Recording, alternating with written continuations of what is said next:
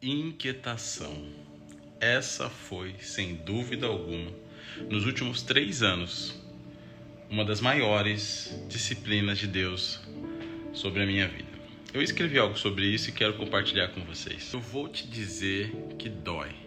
Dói porque mexe com o ego, mexe com o seu senso de importância e com a forma como a gente acha que Deus deveria fazer as coisas. Então eu vou ler algumas partes e vou comentando para você entender. Então assim, se você já tem um ego muito inflado, não sinta raiva de mim, porque talvez seja interessante você refletir sobre o que eu vou falar aqui. Quando nos dispomos a servir a Deus, principalmente quando crescemos sabendo que é bom, que é nobre, que é um privilégio ser chamado por Ele, o coração facilmente se engana. É lindo perceber que Ele nos convida para participar de algo eterno, mesmo nós sendo indignos.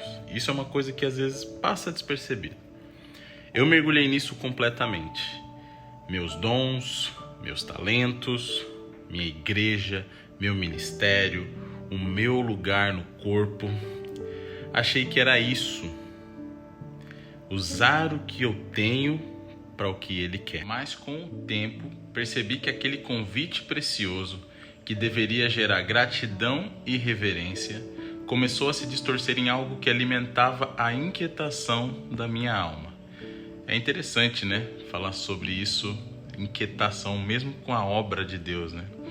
Ver pessoas sendo tocadas por Deus deixou de ser um transbordar natural e passou a ser um objetivo a ser alcançado. Produzir eventos, ser sempre o melhor, entregar sempre algo maior, impactante. Isso me ocupou tanto, mas tanto que eu quase esqueci que estar em evidência não significa necessariamente estar no centro da vontade de Deus. O perigo é sutil, tá? Quando você entende que é completo apenas por tê-lo, é natural que os respingos da presença de Deus caiam sobre os outros. O que não pode acontecer é inverter isso.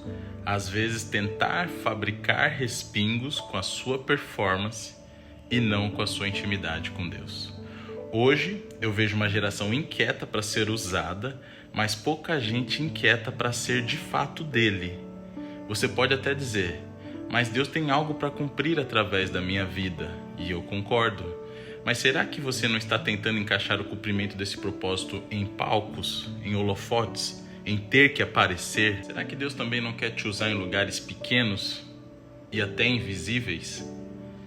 E se o lugar onde Deus mais quer te usar for um corredor de um hospital? Ou uma fila de uma lotérica?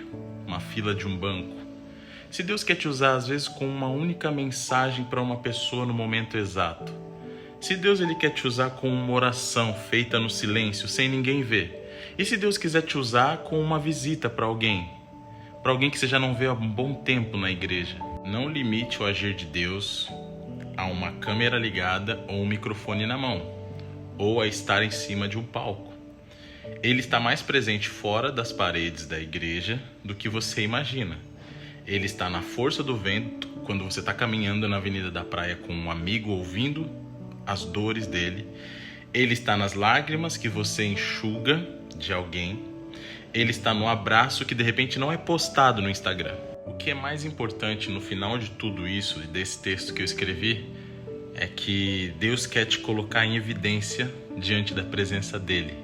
E quando você entende isso, você começa a perceber que tudo que é estar em evidência aqui embaixo é tão pequeno e tão baixo. E eu tô falando aqui nesse vídeo porque hoje eu vejo uma inquietação de muita gente.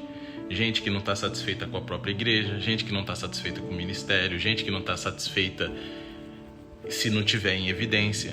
E cara, às vezes a pessoa é tão importante, ela é tão cheia da presença de Deus, será que ela precisa mesmo? Será que ela não pode apenas ser um filho chamado? E eu vejo que existe essa inquietação em muita gente.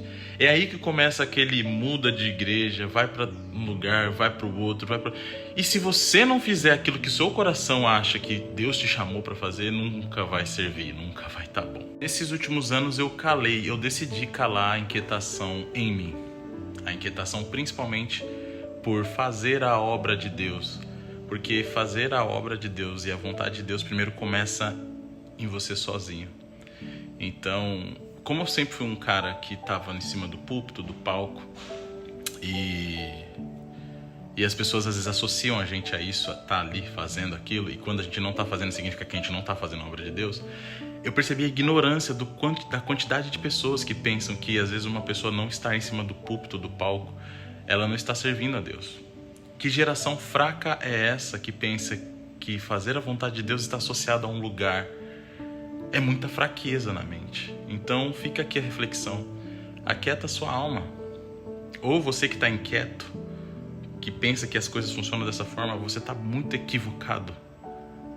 Segura.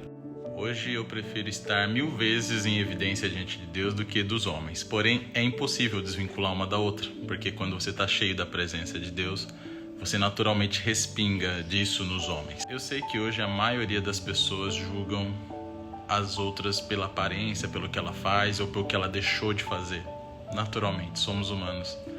Mas é triste ver a quantidade de pessoas fracas com a mente tão invertida, que estar no centro da vontade de Deus não tem a ver com uma instituição religiosa. Vai além disso, e muito além disso, tá? Então, eu espero que essa mensagem, de certa forma, desperte em você a calma. Não seja inquieto, não inverta os papéis. Primeiro seja em Deus para ser usado por Ele depois. E não ser usado por Ele só em títulos, onde pessoas vão estar em cima de um palco, representando o nome de uma placa de igreja. Isso não é estar no centro da vontade de Deus. Isso não é fazer a obra de Deus. A obra de Deus é quando você vai lá no hospital e ora por alguém e no dia seguinte você encontra e a pessoa fala: eu fui curada por aquela oração. Não teve holofote. Foi Deus ali.